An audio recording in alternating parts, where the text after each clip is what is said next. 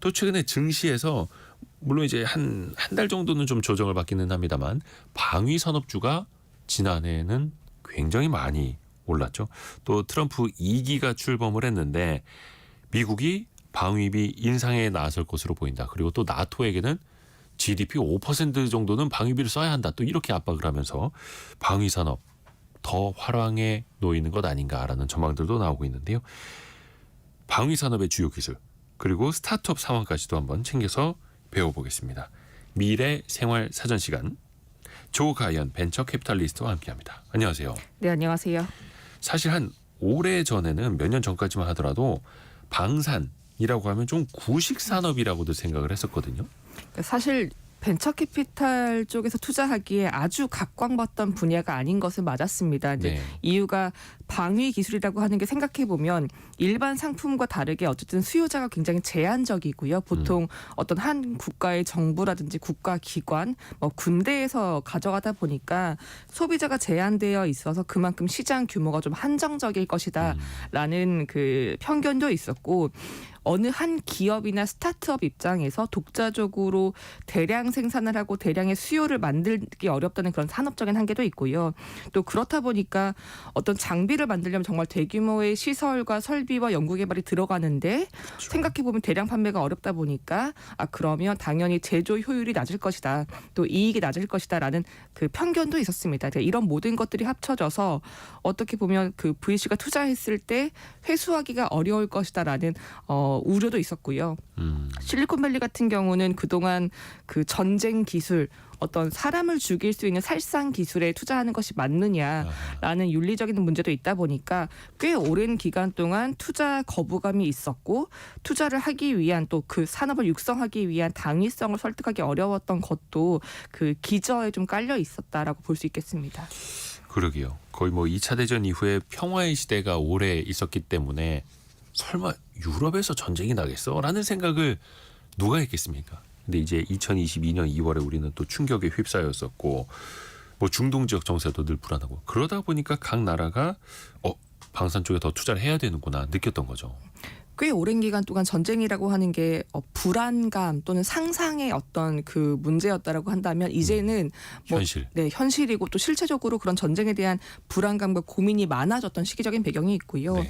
뭐 너무나 잘 아시겠지만 지역별로 산발적인 전투나 이런 충돌이 확산되고 있고 정치적으로도 불안정한 것들이 많이 늘어나고 있습니다. 특히나 뭐 러시아 우크라이나 전쟁 이후로는 각 국가들이 이제는 어떤 협력체에 대한 군사적인 의존 또는 다른 국가에 대한 군사적인 의존만으로는 쉽지 않겠다. 이제는 뭐 전략적인 자립을 위해서 우리도 방위비를 좀 증가시키고 관련 기술들을 좀 개발하자. 또 방산 쪽에도 육성을 좀 하자라는 그 공감대가 생긴 것 같고요. 실제로 주요 선진국들의 그 국내 총생산 대비 국방 예산을 보면 매년 증가하고 있고 최근 같은 경우는 특히나 좀 더 빠르게 증가하는 추세를 보이고 있습니다. 그리고 저희가 이 시간에 오랫동안 이야기해왔던 게 거의 모든 산업에서 이제 기술의 도입 또 디지털 전환이 이루어지고 있다는 얘기를 많이 했는데 네. 방산 역시도 그런 압박을 받고 있습니다. 이제는 9세대의 어떤 그런 장비를 기반으로 한 전쟁이라기보다는 보통 뭐 지능전, 정보전이라는 얘기를 많이 하죠. 이제는 그런 정보를 분석하고 지능적인 전쟁을 하는 것이 중요하다. 그러려면 뭐 인공지능 같은 여러 가지 기술을 도입해야 된다라는 그 압박도 좀 그렇죠. 늘어나고 있고요. 또 안타깝지만 사실 최근에 몇 년 동안 지역적인 분쟁이나 전쟁이 일어나면서 이제는 무기나 이런 무기 수요나 거래량 자체도 양적으로 굉장히 증가를 했습니다. 그렇다 보니까 슬프게도 이 방산 산업의 수익성이 좀 높아졌다라는 얘기를 하고 있고 역설적이네요. 네, 그동안 방위 산업의 단점이었던 게 열심히 만들어도 쓸 데가 없다였는데 이제는 사실은 수요를 생산이 못 따라가는 경우도 일부 있어서 그동안의 어떤 그 낮았던 생산성 그리고 이익성에 대한 문제들이 일부 상쇄된 것도 그 방산 분야에 대한 주목도를 가져오는 계기가 되기도 했습니다. 그 호황의 이면에는 비극이 있는데 또 각 나라별로 대비를 안 할 수가 없고 힘이 있어야겠다. 무기가 있어야겠다. 신기술이 있어야겠다. 너무나 뼈저리게들 다 주변에서 느끼고 있는 거고요. 그러다 보니까 방산 스타트업에 대한 투자도 많이 늘었다고요.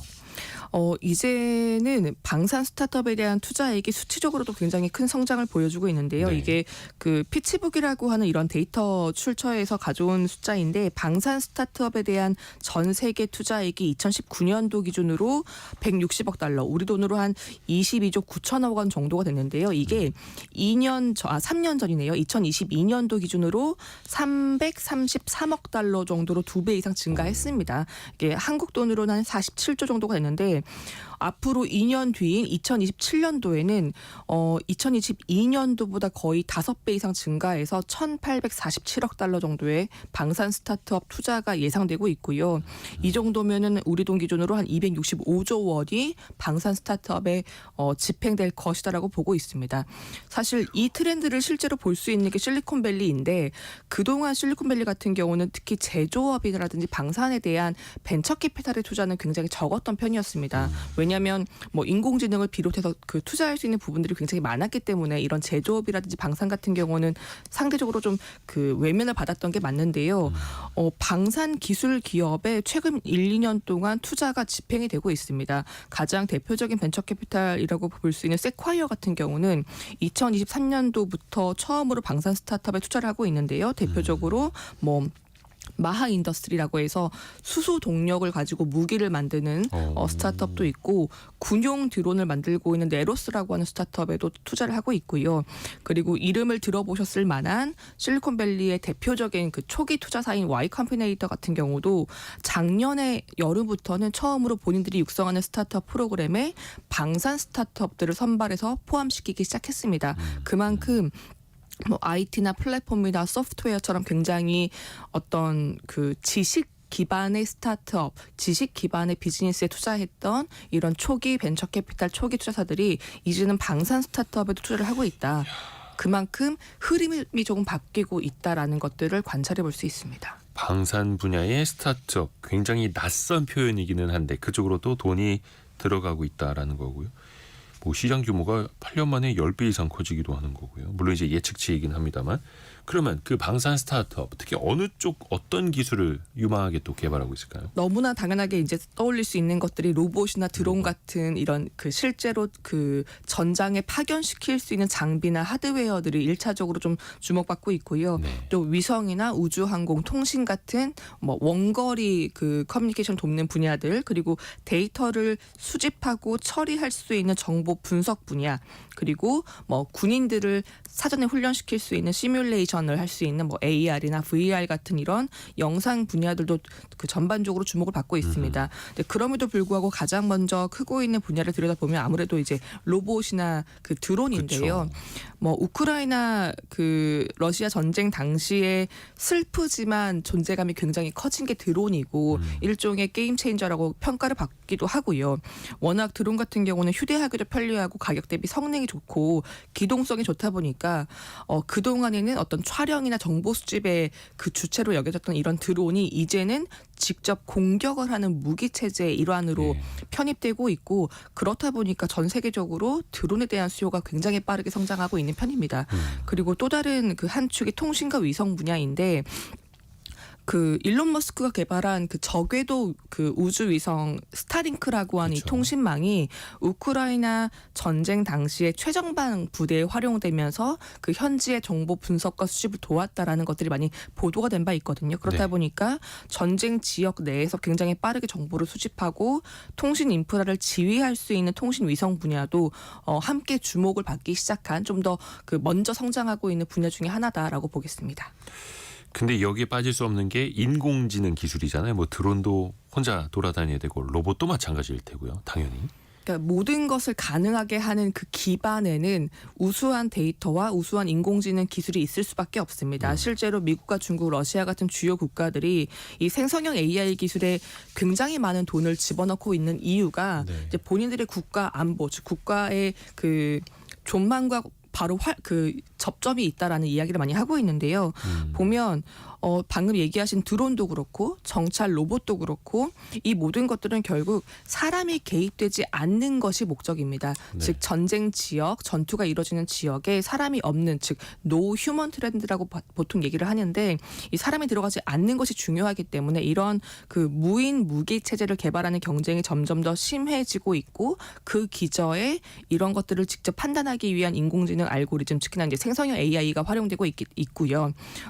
이런 것들은 단순히 이제 지능전뿐만이 아니라 위험 지역에 사람이 들어가는 것 대신 즉 인명 피해를 최소화할 수 있다라는 장점도 있고 또 어떤 위험 요소들을 원격으로 파악할 수 있다라는 장점으로도 이야기가 되고 있습니다. 특히 또 병력 손실을 최소화하는 게 중요한 것이 특히 한국처럼 인구 감소가 굉장히 빠르게 일어나고 있는 지역에서는 전력 유지나 전력 강화에 그쵸. 무인 무기 체제를 만드는 것이 필수적일 수밖에 없고요. 또 뭐 정보를 빨리 획득해야 되는 지능전, 정보전의 특성을 고려할 때에도 다양한 정보를 취득해서 빠르게 분석하고 활용하는 데 이 생성형 AI, 인공지능이 활용될 수밖에 없기 때문에 그런 모든 것들을 고려할 때 이제 인공지능 소프트웨어 기술이 굉장히 중요해지고 있다라고 분석을 하고 있습니다. 진짜 미래에 전장에서 로봇 개들이 돌아다니고 있고 그 휴머노이드 로봇이 총을 쏘면서 돌아다니고 있고 영화 같은 모습으로만 상상이 됐는데 사실 또 그게 또 잔인하지는 않지만 또 엄청나게 잔인한 모습이 될 수도 있는 거예요. 이미 로봇개 등에다가 화염 방사기나 총을 얹어서 또 쓰고 있는 나라들도 있는 거고요. 아까 한규봉님이 전자레인지 같은 경우에도 레이시온사가 만든 레이더 기술에서 나온 민간 기술 제품이다 이렇게 또 알려주셨고 원래 그 무기 체계를 만들다가 민간 전자 제품이 개발된 사례들도 굉장히 많죠. 또 이러다가 이런 휴머노이드 로봇들이 또 일상생활로 들어올 수도 있는 거고요. 요즘 보니까 그 미국의 로봇 AI 이게 또 방산 기술하고도 엄청나게 또 결합이 되더라고요. 트럼프 대통령의 재선이 특히나 영향을 더 미치는 것 같은데 네. 실제로 작년 말에 보면 내노라 할 만한 테크 기업들, 뭐 펠런티어나 오픈 AI나 스페이스X 같은 기업들이 미국의 방위 산업 성장을 위한 컨소시엄에 참여하겠다라는 보도를 내기도 했습니다. 네. 여기에는 뭐 인공지능 기술, 국방 기업들 그리고 그 AI 인프라 기업들 정말 많은 테크 기업들이 국가 안보 혁신 최전선에 참여하겠다라고 밝히면서 미국 같은 경우는 방산 업체들의 양적인 성장, 기술적인 성장 이 모든 것들이 기대를 받고 있는데요. 사실 이번에만 그런 게 아니라 그 이전에도 미국 국방부는 민간 기업들과 굉장히 적극적으로 협업을 하고 기술 고도화를 추진해 왔습니다. 그러니까 이 이유가 물론 국방부가 먼저 자체적으로 기술 개발하는 것도 중요하겠지만 그것이 아니라 민간에 우수한 기술이 있다면 빠르게 도입을 하고 그리고 흡수해서 좀 더 그 국방력을 좀 더 키우겠다라는 것들이 근저에 깔려 있지 않을까 싶고요. 대표적인 사례가 미 국방혁신단 DIU라고 하는 기관입니다. DIU. 예, 여기가 미 국방혁신단이 2015년도에 실리콘밸리에서 먼저 설립이 됐던 국방혁신실험단 네. 이게 이제 원래 모체인데요. 여기가 2018년도에 정식으로 국방부 산하의 그 기관으로 승격이 됐고 여기는 뭐라는 곳이냐라고 들여다보면 방산과 관련된 기술 스타트업 또는 일반적인 기술 스타트업이 가지고 있는 기술들을 미국의 국방부로 적극적으로 도입하고 연계시키는 역할을 하고 있습니다. 일종의 그 다리 역할을 하고 있는데요. 실제로 그 대표 같은 경우도 현재 지금 대표를 맡고 있는 사람이 애플에서 한 14년 정도 그 부사장을 맡았던 인력이 지금 여기에 대표를 맡고 있는데요. 그 과정을 보면 미 군대에서 실제로 필요로 하는 기술을 먼저 공개적으로 제안을 합니다. 네. 그리고 그 제안 입찰에 그 신청을 넣은 스타트업이 있다면 이곳을 약 3개월 동안 이제 심사를 하고요. 선정된 스타트업은 1-2년 내에 그 시제품 또는 그 시제품과 관련된 기술을 개발할 수 있도록 지원을 합니다. 그리고 우수하다면 실제로 계약을 체결해서 이것을 도입을 시키는데 2016년도부터 2022년도까지 약 6년 동안 이 국방혁신단이 도입한 시제품 계약만 한 12억 달러 그리고 여기에서 실제로 그 계약까지 이루어진 그 규모가 49억 달러 정도 되거든요. 우리 돈으로 한 7조 원 정도 되기 때문에 그 민간의 기술을 적극적으로 도입해서 국방부에 적용시키는 이 다리 역할을 굉장히 열심히 하고 있었다라고 볼 수 있겠습니다. 국방부에 어떤 무기 체계, 어떤 기술이 필요할지 민간 기업들이 제안해봐라. 그럼 우리가 사서 써주겠다. 뭐 이런 거네요. 그러니까 이게 직접적인 어떤 하드웨어 기술이 아니어도 뭐 인공지능 기술인데 국방부 정보 체계에 도입시킬 수 있다면, 또는 이게 뭐 사이버 보안이라든지 우주 기술인데 우리 뭐 공군 인력에게 포함할 수 있다. 뭐 이런 게 있다면 굉장히 폭넓게 제안을 받고 있는 것으로는 보도가 되고 있습니다. 그렇게 해서 커가는 민간 기업들도 많이 있겠죠. 대표적인 스타트업은 어디가 있습니까? 일단 그 방위 기술 스타트업에서 전 세계적으로 가장 좀 성장에 있다라고 평가받고 있는 유니콘은 안두릴 인더스트리라고 얘기를 하는데요. 보통 안두릴. 그냥 안두릴이라고 보통 짧게 부르는데, 여기는 2017년도에 설립이 됐고 인공지능을 기반으로 군사 체계에 적용할 수 있는 어떤 자율 시스템 또는 자율 운행 무기를 개발하고 있다라고 설명할 수 있겠습니다. 여기가 인공지능 운영 체제 소프트웨어가 일단 핵심인데요. 네. 레티스라고 불리는 운영 체제이고요. 이게 어떤 센서나 여러 가지 무인 시스템의 정보들을 통합해서 실시간으로 주변의 상황을 판단을 하고, 그리고 필요할 경우에는 군사적인 의사결정을 지원하는 것까지 통합적으로 해주고 있습니다. 예를 들어서 어떤 정찰이나 감시용 드론이 수집해왔던 정보들, 그리고 바다에서 무인 잠수정이 수집하는 정보들, 그리고 특정 지역에 세워놓은 감시 타워, 감시 센서에서 들어오는 정보들을 취합해서 사람이 어떻게 하면 가장 최적의 군사 결정을 할 수 있을지를 도와주고요. 그리고 일부 장비에는 이 인공지능 시스템이 도입되어서 자율적으로 운행을 할 수 있도록 어떤 통합된 시스템을 가지고 있다고 볼 수 있겠고요. 실제로 본인들이 가지고 있는 운영 체제를 활용해서 소형 무인 운행기들은 개발하고 판매를 하고 있습니다. 예를 들어서 자율 운행 드론이라든지 무인 잠수함, 소규모 잠수함 같은 것들은 직접 개발해서 납품을 하고 있습니다. 그런 시스템, 어떻게 보면 이제 통합 시스템을 만드는 회사네요. 그런데 어떻게 보면 이제 감시 체계를 돌리다가 저쪽으로 공격을 해라, 그게 최상이다라는 판단까지도 여기에서 좀 세워주는 거고요. 군의 그 의사결정 지원도 한다니까요. 오, 대단합니다. 그럼 이 안두릴이라는 곳을 창업한 사람은 뭐 군인이나 뭐 국방 전문가입니까? 여기가 창업자, 그러니까 그 핵심 창업자는 사실 국방과는 관련이 없습니다.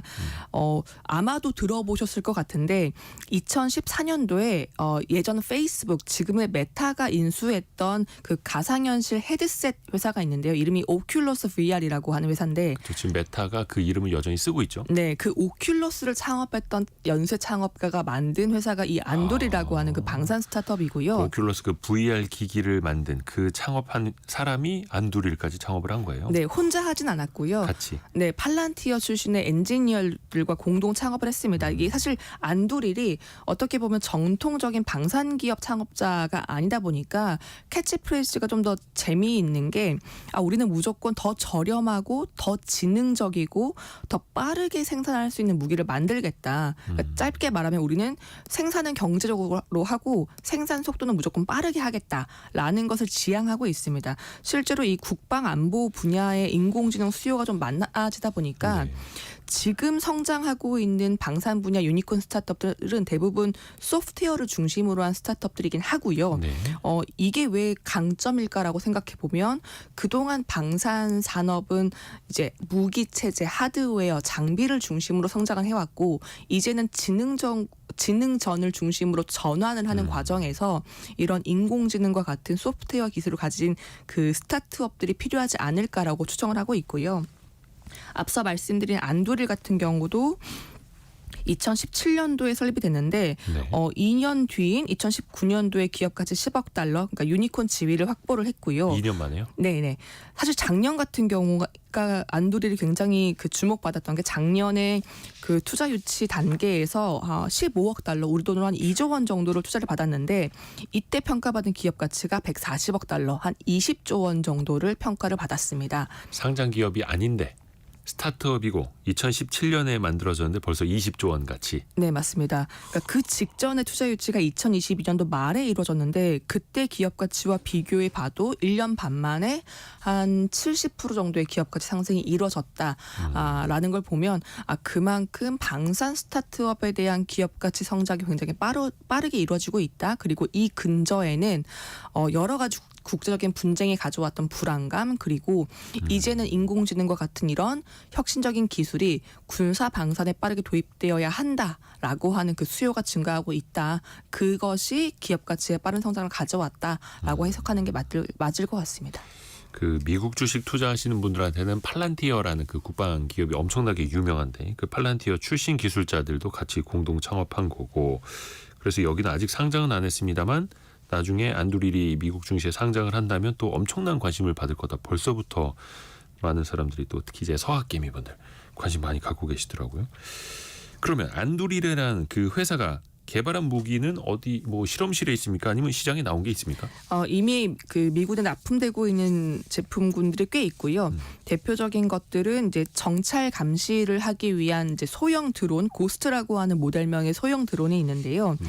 이게 영상을 찾아보시면 한 사람이 한 2분 정도 걸리면 이 작은 규모의 드론을 조립을 할 수 있습니다. 그리고 이게 일반 모델 같은 경우는 비행 거리가 한 12km 정도 가고요. 좀 더 고급 모델 같은 경우는 25km까지 자율적으로 비행을 할 수 있고요. 이미 2023년도에 미 공군에 공급 계약을 맺고 납품을 시작을 했고 사실 미국 같은 경우는 올해 만들어진 그 국방 수권 법안을 들여다보면 미군 같은 경우는 드론 군단을 만들겠다라고 지금 이미 목표를 하고 있기 그렇죠. 때문에 이 드론 분야는 좀 더 유망해지지 않을까라는 전망을 하고 있습니다. 근데 소형 그리고 정찰 감시용 고스트라는 2분 만에 혼자서도 조립 가능한 소형 드론. 그러니까 이게- 거의 군인들이 왜 네. 수류탄 하나씩 차고 다니듯이 전장에서 드론 하나씩 차고 다닐 수 있는 거네요. 그러니까 드론 크기가 글쎄요, 이렇게 사람 2명이 이렇게 손을 꽉 마주 잡아서 원을 크게 그리면 그 안에 들어가는 정도의 드론 정도로 보이던데 그게 한 상위 모델은 한 25km,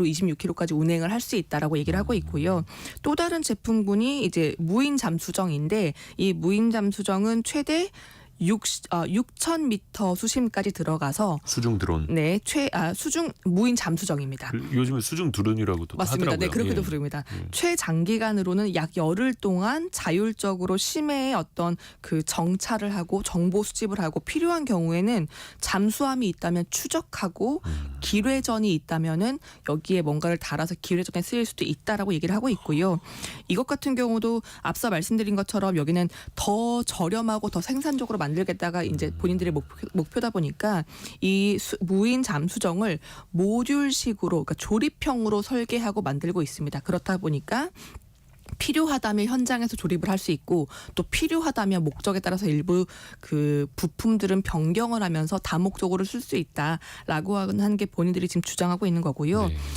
작년에는 크루즈 미사일, 보통 그 순항 미사일이라고 부르는 공격 무기 같은 경우도 기존의 미사일 대비 한 30% 저렴하고 한 2배 정도 빠르게 대량 생산할 수 있다라고 주장을 하면서 그 크루즈 미사일을 출시한 바도 있습니다. 이야, 거의 뭐 하늘로 땅으로 바다로 그러니까 무인기들 뭐 정찰 드론들 뭐 다 돌아다니는 그런 세상이 됐습니다.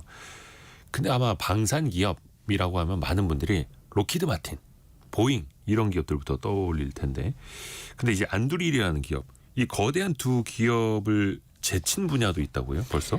작년 4월의 사건인데 이때 기사가 꽤 많이 나왔습니다. 그 말씀하신 것처럼 전통적인 그 방산 기업들이 뭐 로키드 마틴, 보잉 같은 곳들인데 네. 그 미군이 6세대 전투기 무인 시제기 개발 이라고 하는 프로젝트를 냈었었는데요. 그러니까 전투기에서 무인으로 무인기. 운행할 수 있는 무인 전투기 개발 업체들을 뽑았는데 이때 로키드 마틴과 보잉을 제치고 안두릴이 선정이 됐습니다. 이야. 본인들이 가지고 있는 무인 잠수정 설계했던 것처럼 무인 그 전투기도 모듈식으로 만들고 또 좀 더 저렴하게 만들기 위해서 이미 상용화되어 있는 다른 제트 엔진을 가져와서 전체 개발 비용이나 기간을 절감하겠다라고 밝혔던 게 좀 주요했다라고 보고 있고요.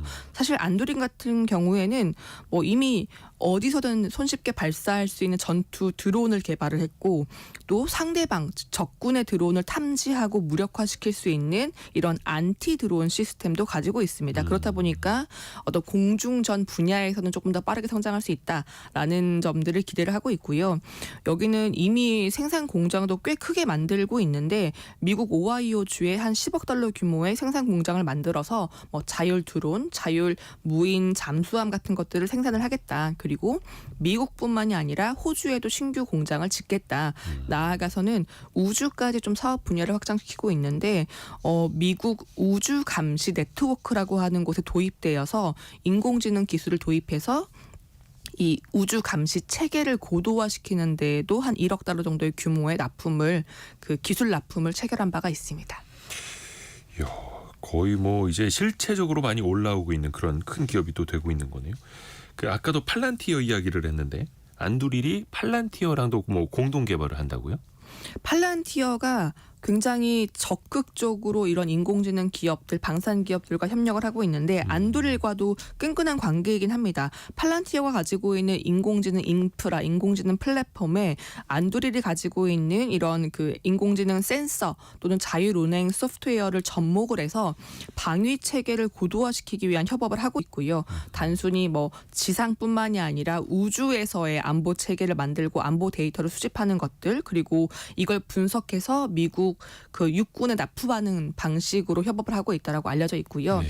안두릴 같은 경우는 뭐 팔란티어만 손을 잡고 있는 게 아니라 그 챗GPT로 만들었던 오픈 AI하고는 미국의 그 무인 항공기 시스템에 적용할 수 있는 어떤 위협 탐지 대응 인공지능을 개발하고 있고 마이크로소프트하고는 원래 이제 그 안두릴이 그 오큘러스 VR을 만들었다 보니까 네. 미국 육군이 가지고 있는 전투용 가상현실 고글을 함께 개발하고 있습니다. 그러니까 예를 들어서 내가 이 고글을 쓰고 있으면 밤에도 야간 투시를 하면서 어떤 공중에 위협이 있는지 다가오는 위협이 있는지 볼 수 있고 이 고글이 자동으로 위협 경고를 전달해주는 방식으로 마이크로소프트와 함께 협력을 하고 있습니다. 사실 마이크로소프트도 그 고글 같은 것들 AR, VR 뭐 이런 거 활용을 해서 전장에서 쓸 수 있도록 한다는 것도 개발한 지 되게 오래됐죠. 근데 거기에다가 팔란티어, 안두릴까지 뛰어들고 있고 또 그 기업들이 또 협업을 하고 있고 야, 무섭습니다.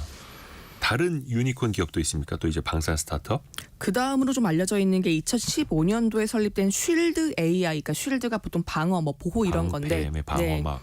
쉴드 AI라고 하는 회사고요. 여기 같은 경우는 미국 해군사관학교를 졸업하고 아프가니스탄 전쟁에 직접 참전했던 그 군인 출신 창업가가 사업을 이끌고 있습니다. 이제 주로 군사용 자율 비행 시스템의 강점을 가지고 있다라고 평가받고 있는데 예를 들어서 여기가 가지고 있는 소프트웨어 중에 주력 소프트웨어가 하이브 마인드라고 하는 건데요. 이 하이브 마인드가 항공기에 탑재할 수 있는 인공지능 자율주행 소프트웨어다라고 보시면 되겠습니다. 예를 들어서 극단적으로는 통신도 필요 없고요. 즉 외부와의 통신도 필요 없고요. GPS도 필요 없고요. 사람이 직접 제어할 필요도 없고요. 본인이 스스로 여러 가지 센서를 가지고서 알아서 작동할 수 있는, 그리고 이게 드론이나 조금 더 그 규모가 큰 항공기에도 접목할 수 있는 AI 소프트웨어다라고 보시면 되겠고요. 통신이나 GPS가 필요 없기 때문에 적들이 어떤 운항을 방해하려고 할 때, 운항을 중단시키려고 할 때 개입하기 어렵다라는 게 본인들의 장점이라고 그 강조를 하고 있습니다. 실제로 보도를 보면 가장 최근에 있었던 이스라엘 그 하마스 전쟁에서 그 이스라엘의 이 시스템을 지원했다라고 하는 보도도 나온 바는 있고요. 그리고 또 다른 제품이 수직으로 이착륙할 수 있는 드론이 있는데 이것 같은 경우는 굉장히 사람이 밀집되고 지형지물이 복잡한 도시라든지 위험 요소가 많이 있는 작전 지역에서도 안정적으로 구동할 수 있다라고 주장을 하면서 미국 해양경비대가 꽤 대규모로 이 수직 이착륙 드론을 납품 계약한 것으로 보도되어 있습니다. 야, 근데 사실 드론이라고 하면은 기본적으로 통신, 기본적으로 GPS가 필요한데 통신과 GPS가 없어도 된다. 그게 또 혁신인 거네요. 그게 또 현지에서 쓰이고 있다라는 거고요. 여기도 그럼 투자 많이 받았습니까? 지금 올해 초 딱 1월 달에 팔란티어가 지금 투자를 검토하고 있다라는 가장 따끈따끈한 보도가 나와 있고요. 팔란티어가 쉴드 AI에 예, 맞습니다. 사실 이미 2년 전인 2023년도 말에 한 기업 가치 27억 달러, 우리 돈으로 한 3조 8천억 원 정도를 평가받으면서 그 돈나무로 많이 알려져 있는 캐시우드의 그 아크가 이미 투자를 여러 가지 한 적이 있는데요. 예. 이번에 팔란티어를 필두로 한 그 투자 라운드에서는 전망되고 있는 기업 가치가 한 50억 달러, 한 7조 원 정도가 이야기되고 있고, 팔란티어 외에도 방산에서 잘 알려져 있는 로키드 마틴, 그리고 에어버스 그룹, 네. 이런 곳들이 그 여러 가지 방위나 항공우주 그 전략 기업들이 투자 검토를 하고 있다라는 게 보도가 되고 있습니다. 근데 사실 팔란티어가 기업 가치는 굉장히 높습니다만 이렇게 투자할 돈이 많은가요? 되게 공격적으로 투자를 하네요, 팔란티어가. 앞서 말씀하신 것처럼 지난 한 해 동안 2024년도 동안 팔란티어의 기업 가치 상승이 어마어마했습니다. 사실 주가 한 10배 올랐나요? 제가 보니까 한 예. 345% 올랐다. 가장 최고치로 올랐을 때는 한 345% 올랐다고 하더라고요. 한 4배 조금 넘게 오른 거네요. 예. 네. 사실 이게 그 팔란티어의 성장을 얘기를 하면서 마치 그 테슬라가 제너럴 모터스 주가를 제쳤을 때와 비슷하다라는 평가를 하시는 분들이 좀 있는데요. 상징적이다. 예. 팔란티어가 로키드 마틴을 제쳤다는 것. 네, 그 미국의 방산업체 상위 5곳이 뭐 RTX 그룹, 로키드 마틴, 뭐 등등, 뭐 보잉 등등이 이제 네. 보통 손꼽히는데, 이들 모두의 시총을 제치고 작년에 팔란티어 시총이 가장 높았을 때가 1,750억 달러, 우리 돈으로 한 251조 원 정도를 달성한 바 있습니다. 그러니까 왜 팔란티어가 그러면 이렇게 급등을 했느냐라고 분석을 해보면, 원래는 뭐 군사라든지 정부기관, 일반 민간 기업들의 인공지능을 필두로 한 이런 그 소프트웨어 인프라를 제공하던 기업인데, 군사 분야에서도 인공지능이 워낙 중요해지고 기술 도입에 대한 수요가 높아지니까 아주 본격적으로 방위 또는 방산 분야의 기업들이 팔란티어의 소프트웨어를 좀 더 크게 구매하기 시작했다. 그리고 앞서 말씀드렸던 그 안두리라든지 뭐 슐드 AI 같은 이런 뭐 신규 스타트업들, 그리고 아마존 같은 이런 기존의 테크 기업들과도 폭넓게 협업을 해서 미국 정보나 국방기관에 이 팔란티어의 플랫폼이 빠르게 그 납품되고 있다. 이런 것들이 팔란티어 성장을 가져왔다라고 보통 보고 있습니다.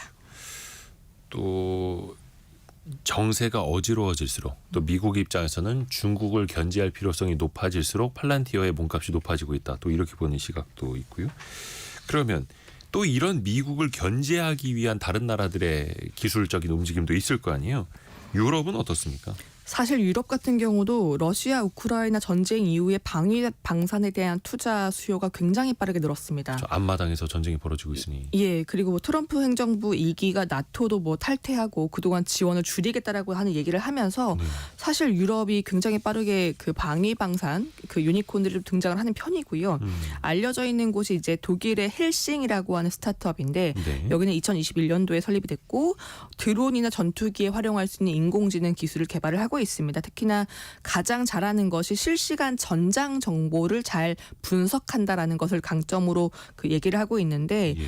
이런 소프트웨어를 필두로 작년 7월에 50억 유로, 우리 돈으로 한 5조 2천억 원 정도의 기업 가치를 평가받으면서 투자 유치를 한 바가 있고요. 사실 여기에 소프트웨어는 이미 우크라이나 전쟁에 쓰인 것으로 알려져 있습니다. 2022년도에 나왔던 보도들을 보면 우크라이나 최전선에서 전장 정보를 분석하는 AI 소프트웨어로 이 헬싱의 기술이 적용되었다.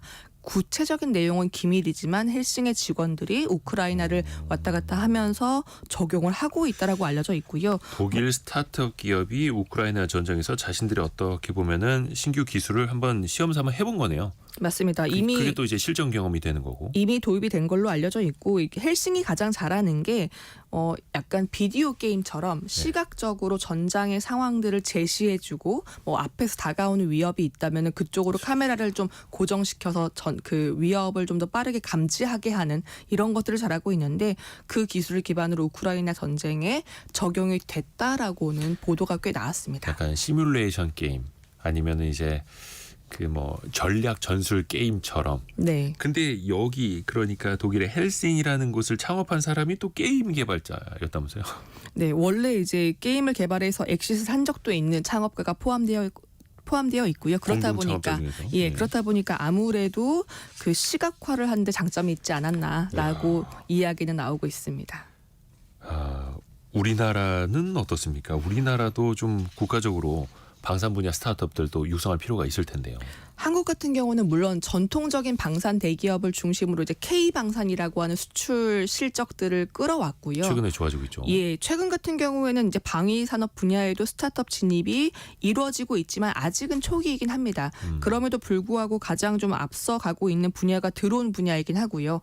왜냐하면 뭐 우크라이나 전쟁을 필두로 드론 분야에 대한 수요가 커지다 보니까 드론 스타트업들이 좀 더 빠르게 좀 성장을 하는 편인데 네.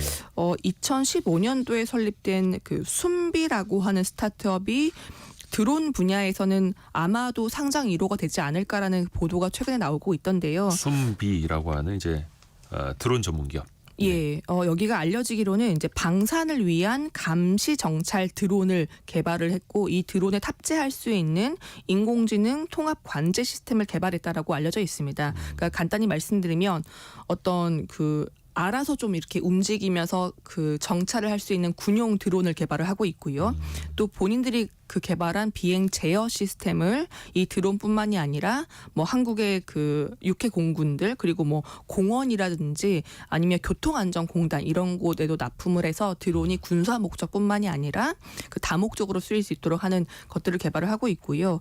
찾아보니까 보통 왜 그 에어택시라고 사람이 혼자 탑승할 수 있는 사람이 탈 수 있는 드론. 예, 1인용 그 자율항공기도 그 산업통상자원부나 방위사업청과 같이 개발을 하고 있고 어허. 또 100kg 정도의 화물을 탑재하고 운송할 수 있는 무인 화물 운송기 보통 그 CAV라고 카고를 붙여서 CAV라고 얘기를 하는데 예. 이 무인 화물 운송기도 100kg 정도까지 비행 테스트를 하고 있다라고 얘기를 하고 있습니다. 근데 다만 이제 가장 중요한 건 앞서 말씀드렸던 것처럼 뭐 글로벌 시장에서 가장 앞서가고 있는 드론 스타트업들은 네. 자체적인 프로그램, 소프트웨어를 잘 만들었냐가 중요하다 보니까 이 순비라고 하는 회사도 우리는 드론만 잘 만드는 게 아니라 이 통합 관제 시스템을 잘하고 있다. 그리고 인공지능을 도입해서 어떤 지능형 비행 제어를 잘하고 있다라고 하는 점들을 좀 강조하고 있고 이제 그래서 최근에 아무래도 이런 방산 스타트업, 드론 스타트업에서는